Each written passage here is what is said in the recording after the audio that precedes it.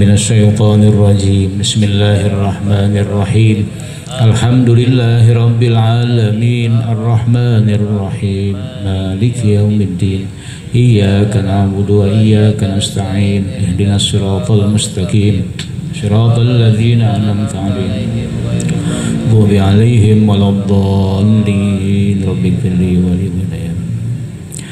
Kita baca suratul Fatihah satu kali lagi. Kita niatkan mudah-mudahan dengan keberkahan suratul Fatihah anggota keluarga kita yang sudah meninggal dunia selalu berada dalam kasih sayang Allah Subhanahu wa ta'ala. Dan kita semua juga anggota keluarga kita yang masih hidup, mudah-mudahan panjang umur, sehat walafiat, dimudahkan dalam segala urusan dan selalu berada dalam lindungan dan bimbingan Allah Subhanahu wa ta'ala. Ala hadhihi niyyah wa li kulli niyyatin shalihah wa ila hadratin nabi. Al-Fatihah. A'udzu billahi minasy syaithanir rajim. Bismillahirrahmanirrahim. Alhamdulillahirabbil alamin arrahmanir rahim maliki yaumiddin.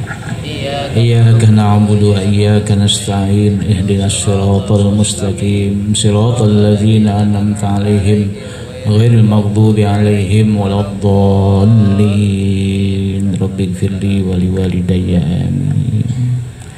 Bapak-bapak, ibu-ibu, para jamaah yang dirahmati Allah Subhanahu wa ta'ala, alhamdulillah, puji dan syukur sama-sama kita panjatkan kehadirat Allah Subhanahu wa ta'ala.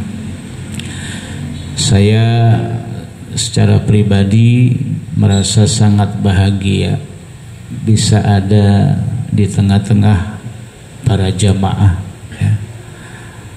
Karena saya dulu punya sahabat Pak yang sangat-sangat dekat, yaitu almarhum Ustadz Rifian Hidayat ya. Alhamdulillah saya bisa kembali silaturahmi. Para jamaah yang dirahmati Allah Subhanahu wa ta'ala, insyaallah taklim kita pada malam ini akan membahas mengenai syarat-syarat sahnya beriman kepada Nabi Muhammad sallallahu alaihi wasallam. Ada satu hadis Nabi di mana beliau bersabda, kullu ummati yadkhulunal jannah ya. Semua umatku pasti akan masuk ke dalam surga. Nah, ini garansi Pak dari Nabi, semua umatku pasti masuk ke dalam surga. Nah, siapa yang dimaksud dengan ummati? Umatku kata Nabi ya. Umat Nabi Muhammad sallallahu alaihi wasallam adalah orang-orang yang beriman kepada beliau.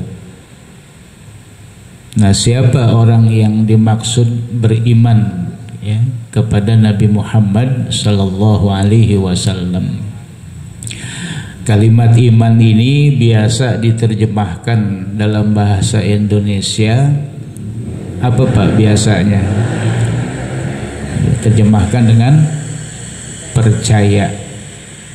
Nah, sekarang kita bahas bagaimana penjelasan Allah tentang iman.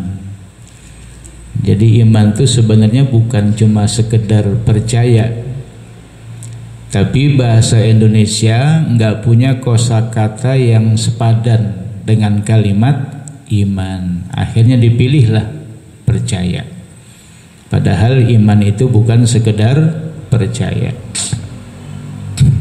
Yang pertama kita ambil dari kisah iblis ya, laknatullah alaih ya, ketika diperintahkan sujud oleh Allah Subhanahu wa ta'ala kepada Nabi Adam, iblis enggak mau ya.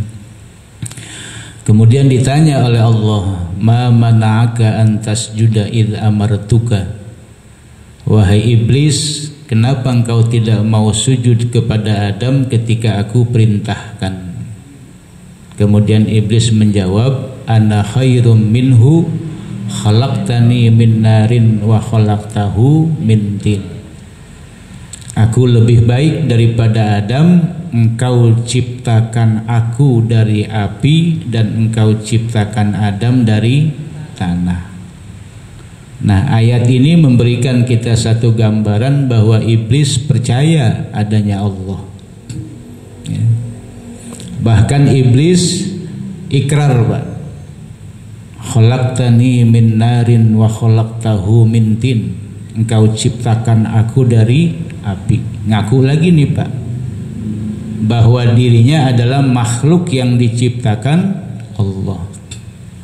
Jadi iblis mengakui percaya adanya Allah. Iblis mengakui Allah Subhanahu wa ta'ala pencipta alam semesta, dan iblis mengakui bahwa dirinya adalah makhluk ciptaan Allah.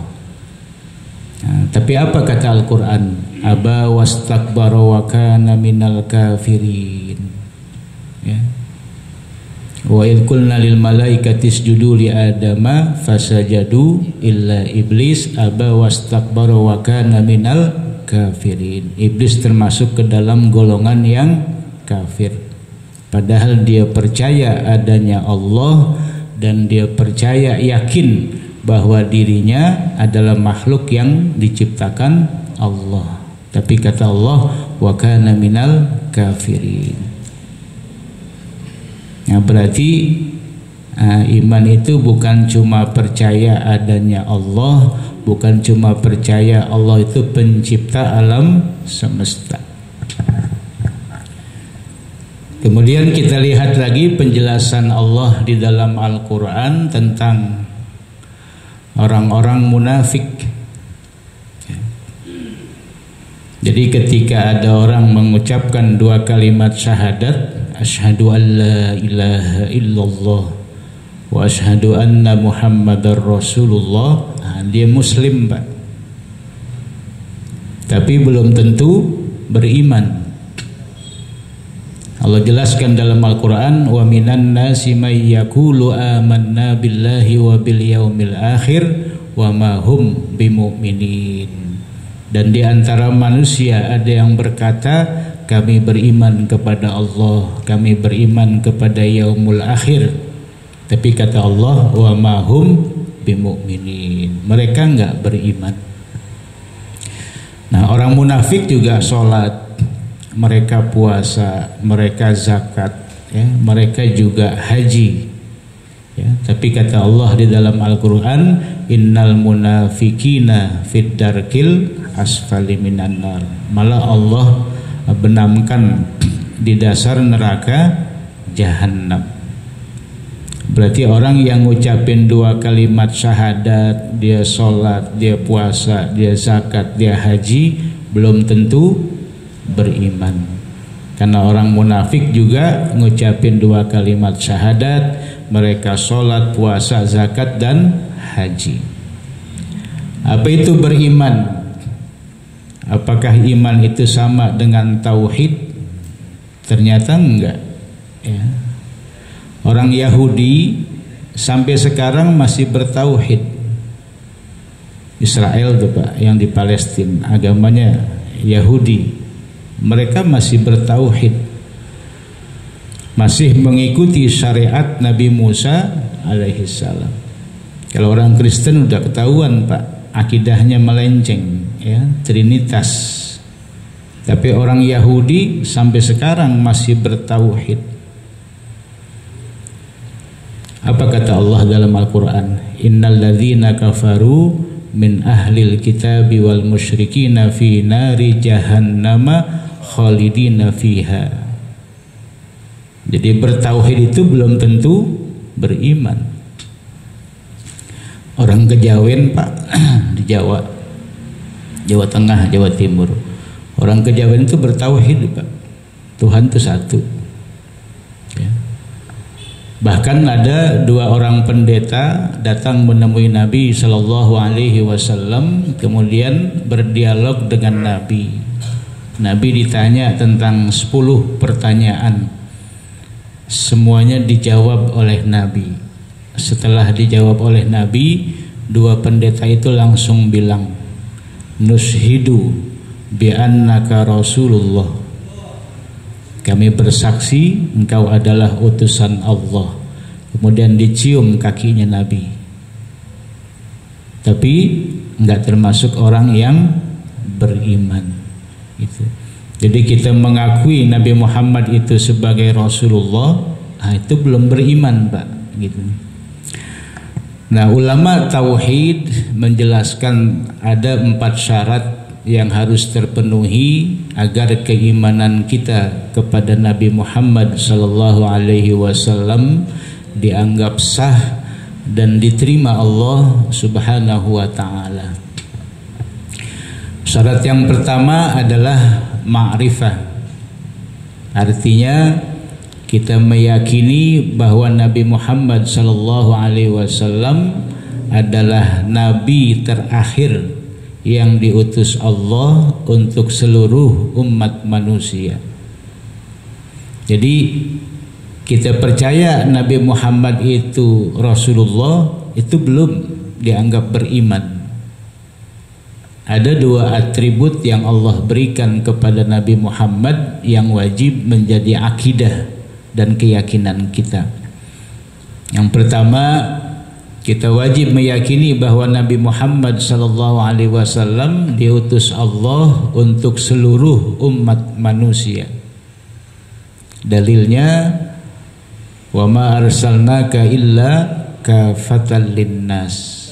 Ya, kami tidak mengutus engkau wahai Muhammad melainkan untuk seluruh umat manusia. Nanti ada sebagian orang yang meyakini Nabi Muhammad sebagai Rasul, tapi mereka bilang Nabi Muhammad itu Rasul untuk bangsa Arab. Gitu. Saya pernah ngobrol, Pak, sama salah seorang pengikut aliran kepercayaan kepada Tuhan yang Maha Esa. Gitu. Dia bilang, saya percaya Muhammad itu Rasulullah, tapi itu untuk orang Arab katanya, bukan untuk wong Jowo katanya. Gitu, Pak. Percaya nggak dia Muhammad itu Rasulullah? Percaya, tapi nggak beriman. Kenapa? Tidak meyakini kerasulan Muhammad SAW untuk seluruh umat manusia. Jadi atribut pertama, kita wajib meyakini Nabi Muhammad SAW diutus Allah untuk seluruh umat manusia. Nah, kemudian atribut yang kedua yang Allah berikan kepada Nabi Muhammad, beliau adalah nabi terakhir. Dalam Quran disebutkan, makana Muhammadun aba ahadim mir rijalikum walakin Rasulullah wa khataman nabiyyin. Ya, Nabi Muhammad adalah nabi terakhir. Jadi kita percaya Muhammad Rasulullah seorang nabi itu belum dianggap beriman sampai kita meyakini beliau adalah nabi terakhir. Pernah dengar aliran Ahmadiyah, Pak? Mereka percaya Nabi Muhammad itu Rasulullah, tapi mereka bilang beliau bukan nabi terakhir. Nabi terakhir itu namanya Mirza Ghulam Ahmad. Jadi kalau kita kan 25, Pak, dia 26 dia, Pak. Kelebihan gitu ya. 26. Gitu. Jadi kita nggak dianggap beriman kepada Nabi Muhammad sampai kita meyakini beliau nabi terakhir.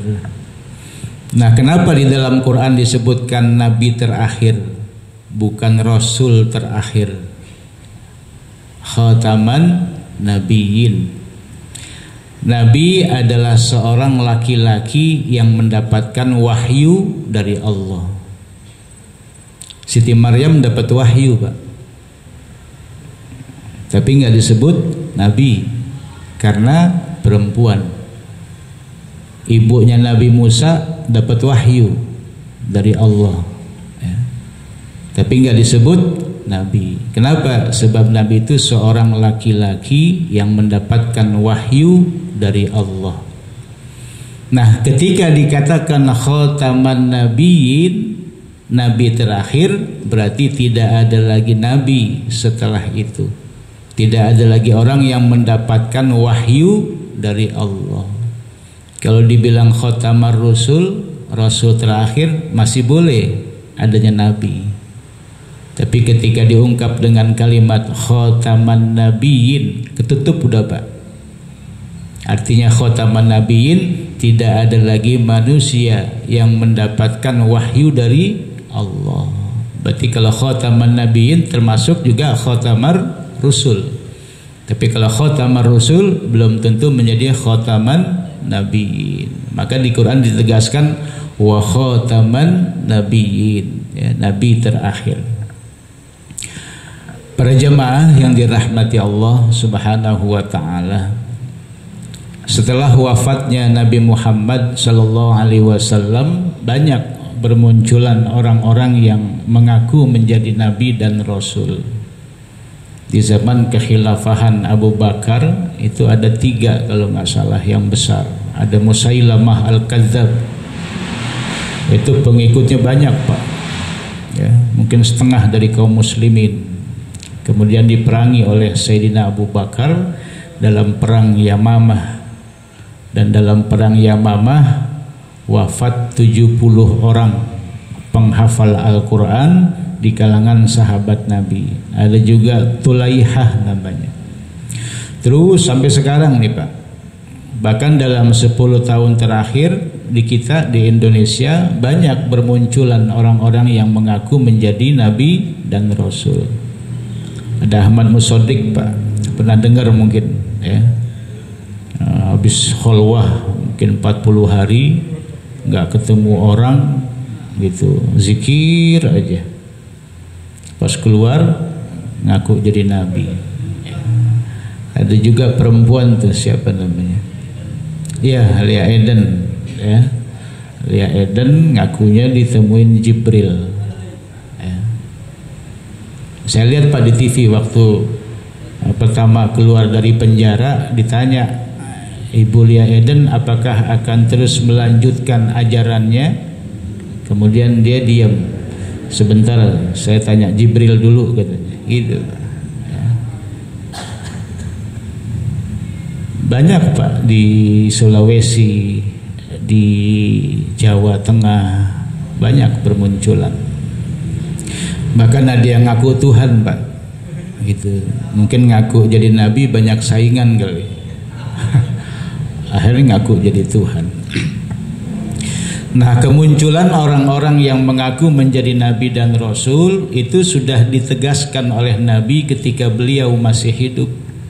Kata Nabi, akan datang ke tengah-tengah umatku 30 orang lebih yang mengaku menjadi nabi dan rasul.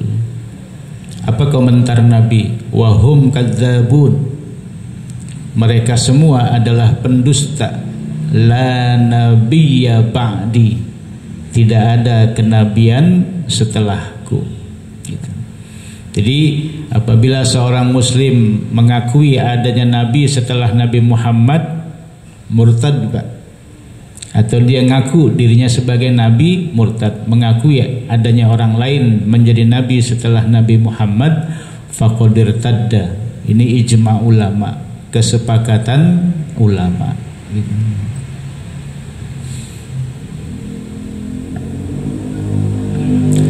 Kemudian syarat yang kedua, at-tasdiq bikulli ma jaa bihin nabi, meyakini apapun yang diajarkan nabi adalah kebenaran, dan meyakini apapun yang bertentangan dengan ajaran nabi adalah kebatilan. Maka kita wajib meyakini perkataan siapapun, undang-undang atau peraturan yang dibuat oleh lembaga apapun, kalau bertentangan dengan ajaran Nabi, itu adalah kebatilan, karena bertentangan dengan kebenaran yang datangnya dari Allah Subhanahu wa ta'ala. Contoh lembaga dunia PBB itu Pak,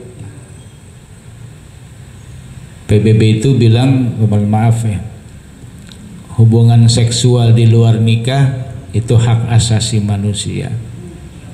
Hubungan homoseksual, hubungan lesbian itu hak asasi manusia. Ini bertentangan dengan ajaran Nabi. Wajib tuh Pak, kita yakini apapun yang bertentangan dengan ajaran Nabi adalah kebatilan. Jadi kalau kita nggak punya keyakinan seperti itu, berarti belum beriman kepada Nabi Muhammad sallallahu alaihi wasallam. Kemudian juga mengenai kebenaran agama, ya, kita wajib meyakini agama yang benar itu hanya Islam. Tapi ini belum cukup Pak. Inna dina indallahil Islam, itu belum cukup. Wa may yabtaghi ghairal islami dinan falay yuqbala minhu wa huwa fil akhirati minal khasirin. Jadi nggak cukup kita meyakini agama yang benar itu Islam, tapi wajib dibarengi dengan keyakinan bahwa selain agama Islam adalah agama yang sesat. Ini dua rangkaian nih Pak, ya, satu paket. Nggak bisa kita yakini kebenaran Islam aja. Wajib dibarengi dengan meyakini agama selain Islam adalah agama yang sesat. Kemudian syarat yang ketiga,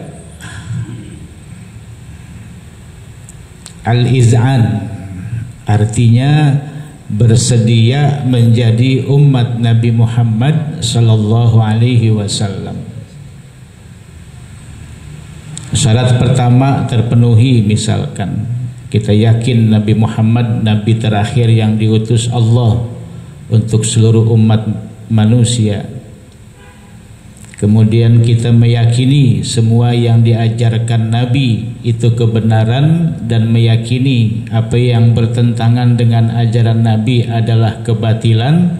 Itu belum cukup Pak, sampai terpenuhi syarat yang ketiga, yaitu al-iz'an, bersedia menjadi umat Nabi Muhammad sallallahu alaihi wasallam. Orang Yahudi yang dua ini meyakini Pak. Orang Yahudi itu ma'rifah, dia yakin Nabi Muhammad itu utusan Allah. Kemudian yang kedua, mereka juga yakin kebenaran, tapi mereka tidak iz'an, tidak mau, tidak bersedia menjadi umat Nabi Muhammad sallallahu alaihi wasallam. Ya, di Quran dikatakan ya'rifunahu kama ya'rifuna abna'ahum. Mereka yakin, kenal betul Muhammad itu Rasulullah seperti seorang ayah mengenal anaknya sendiri. Kita punya anak gak bakal ketuker Pak, kenal banget kita. Orang Yahudi seperti itu kenalnya kepada Nabi Muhammad SAW. Mereka yakin beliau utusan Allah, apa yang diajarkan adalah kebenaran, tapi tidak mau al-iz'an, ya, tidak bersedia menjadi umat Nabi Muhammad sallallahu alaihi wasallam.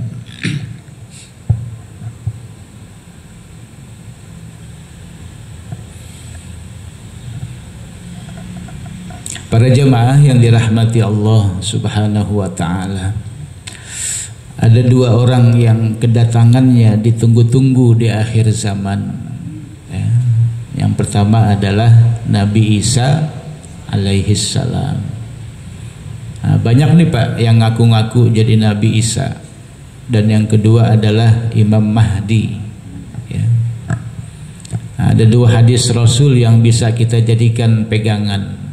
Yang pertama mengenai Nabi Isa, Rasulullah bersabda, yanzilu Isa bin Maryam bi manaratil bayda fi syarqi Dimashq. Nabi Musa akan turun di akhir zaman di menara putih wilayah timur Damaskus.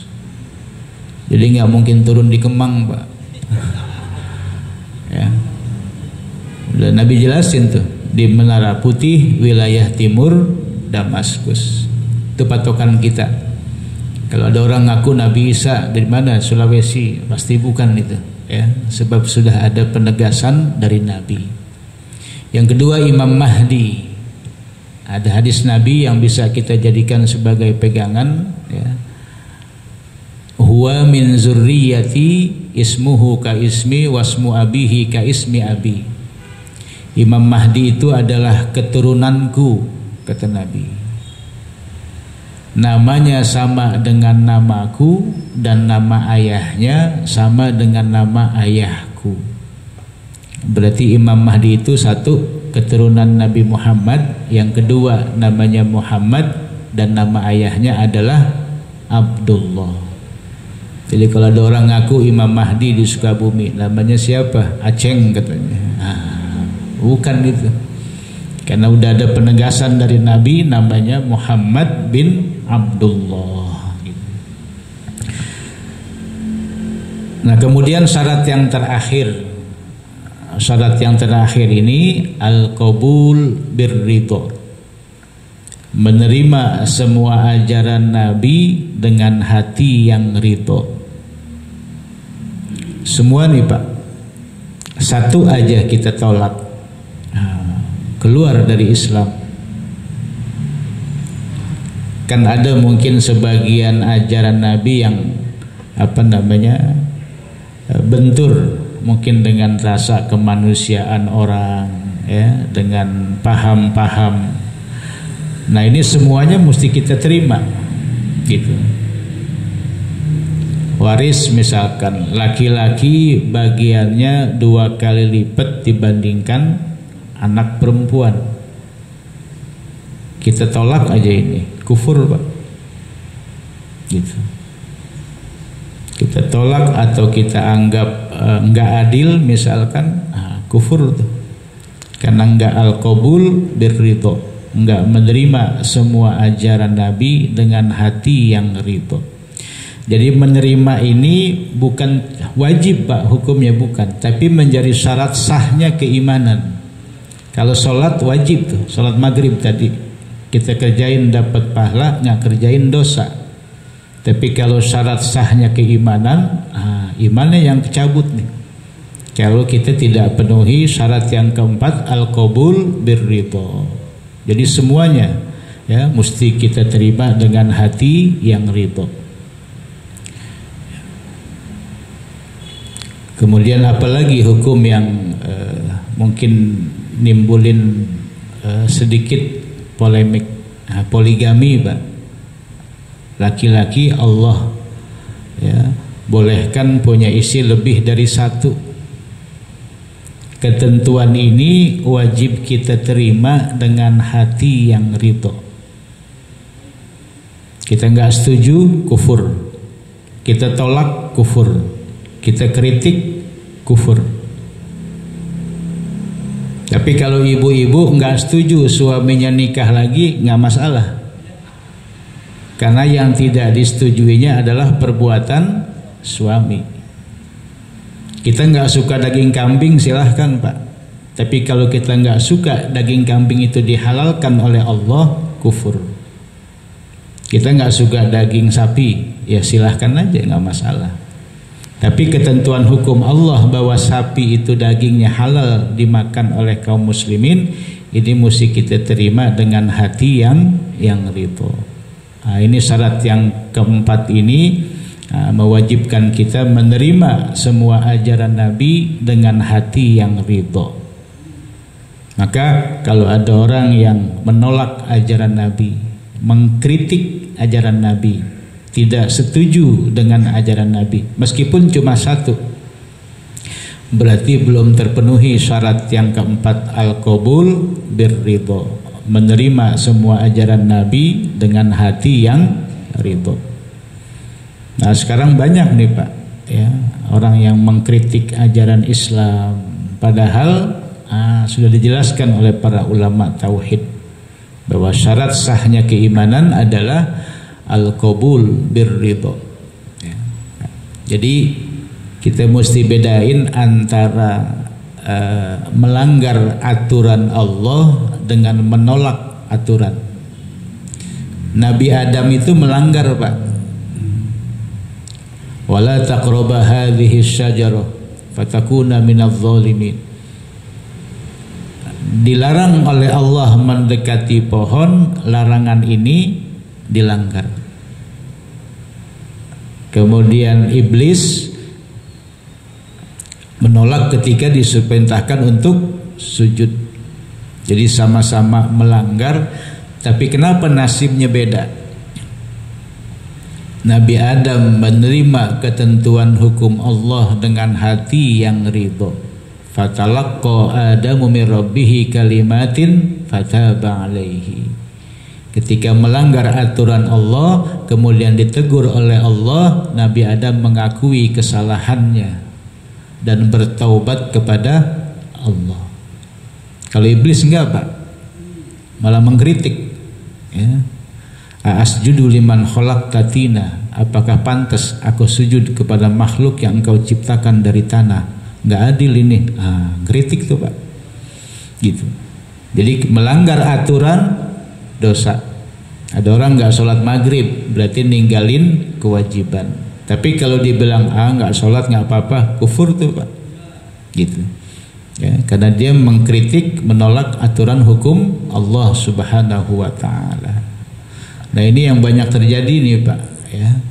Maka sebagai umat Nabi Muhammad sallallahu alaihi wasallam, kalau kita ingin diakui sebagai umat Nabi Muhammad yang nanti akan kullu ummati yadkhulunal jannah, harus kita al-qabul birridha, menerima semua ajaran Nabi dengan hati yang ridho.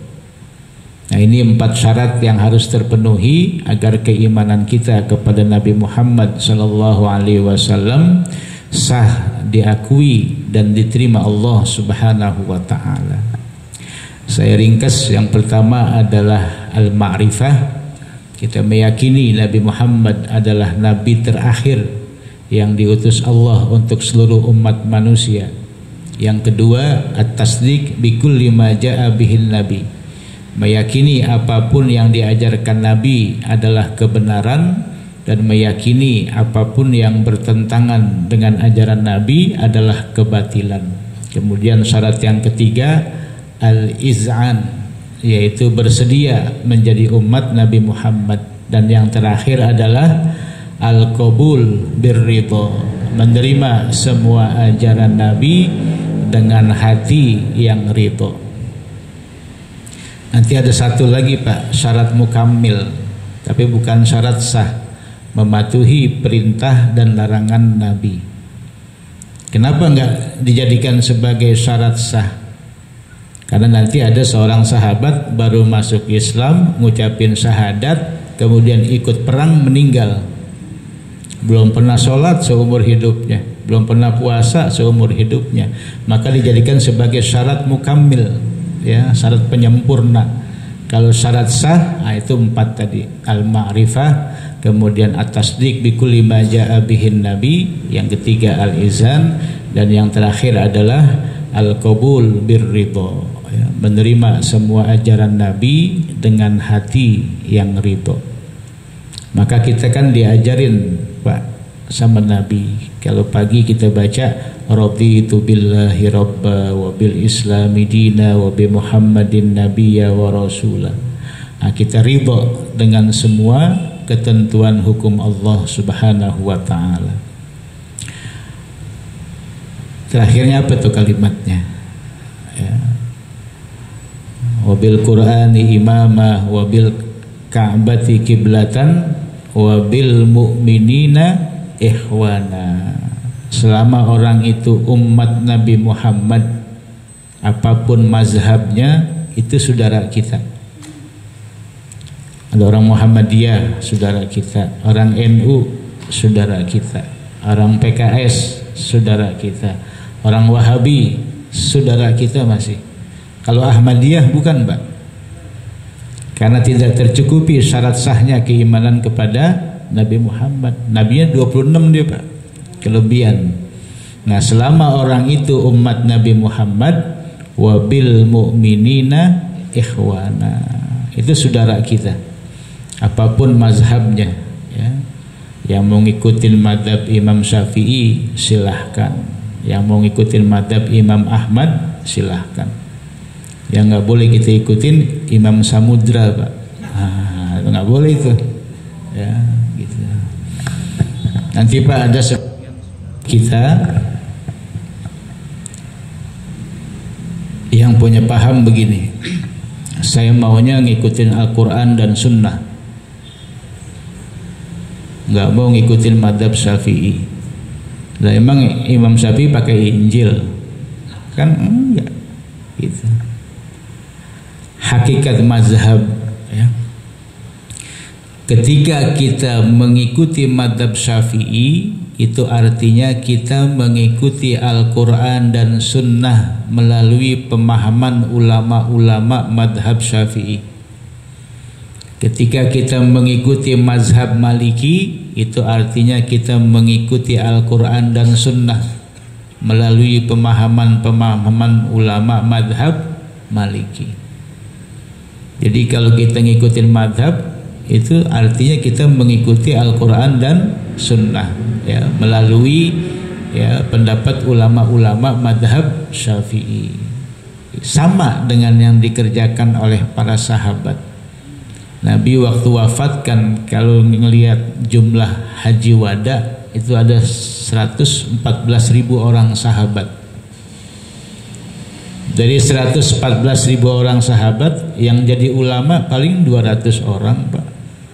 Abu Bakar, Umar, Utsman, Ali, Thalhah, Zubair, Ibnu Mas'ud, Ibnu Umar, paling 200 orang.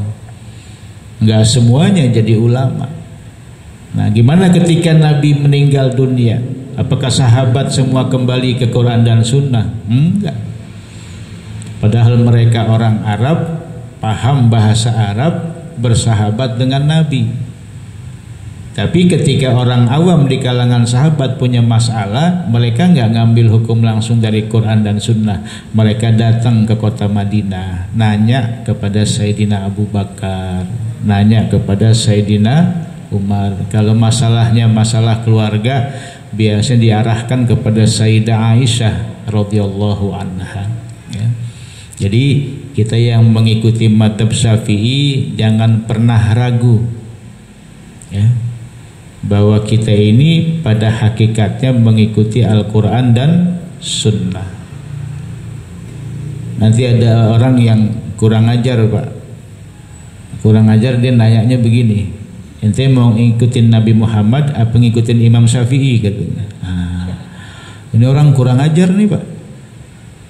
Dengan bertanya seperti itu berarti dia menuduh Imam Syafi'i tidak mau mengikuti Nabi. Atau azan 2 kali ya, tarawih 20 rakaat.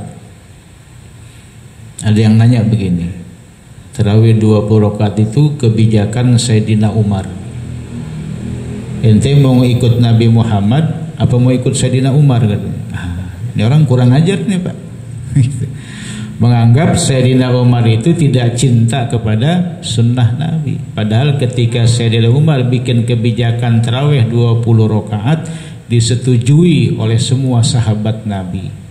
Ijma berarti. Kemudian di zaman Sayyidina Utsman azan 2 kali. Ada lagi yang nanya, ente mau ikutin Sayyidina Utsman apa ikutin Nabi Muhammad? Nah, sama nih, Pak, kurang ajar gitu kepada sahabat Rasulullah Sallallahu Alaihi Wasallam. Jadi kaum muslimin yang ikutin madhab Syafi'i, madhab Maliki, madhab Hanafi, ya, madhab Hambali, pada hakikatnya mereka semua mengikuti Al-Quran dan Sunnah. Kalau kata Imam Busiri, wa kulluhum min Rasulillahi multamisu, semua mengajak kepada baginda Rasul Sallallahu Alaihi Wasallam.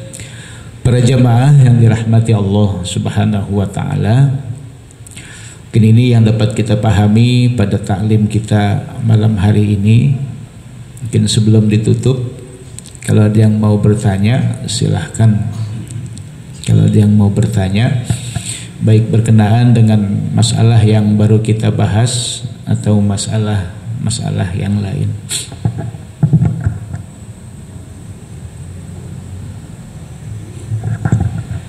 Iya, saya lupa, belum kenalan. Nama saya Abdul Syukur ya. Ayah saya sih ngasih nama Abdul Syakur karena ngambil dari Asmaul Husna, As-Syakur. Jadi kalau Abdul Syukur itu salah, Pak. Kalau menurut tata bahasa Arab ya, harusnya Abdus Syakur. Cuma guru saya waktu SD itu orang Jawa Pak, ditulisnya di rapor Abdul Syukur gitu, jadinya keterusan tuh gitu. Kalau ayah saya sih manggil Syakur gitu, tapi teman-teman di SD, SMP, SMA ya kenalnya Abdul Syukur gitu ya. Saya tinggal asli di Siaga, Pejaten Barat, tapi sekarang tinggal di Ciseeng ya. Kebetulan diamanatin sebuah pesantren sama ayah saya dan mertua ya. Ustaz Aldi pernah kesana ya, ngopi saja gitu. Mungkin itu. Ada yang mau nanya silahkan, kalau ada yang mau bertanya.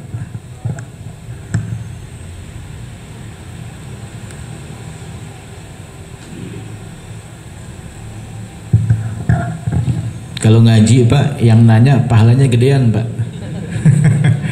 Sebab dengan bertanya saudara kita dapat tambahan ilmu gitu ya, dapat tambahan ilmu.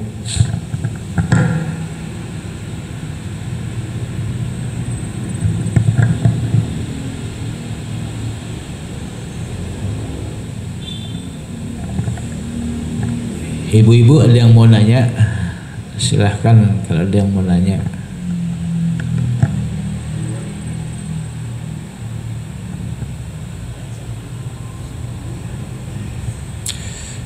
Para jemaah yang dirahmati Allah Subhanahu wa taala, mungkin ini yang dapat kita pahami pada taklim kita malam hari ini.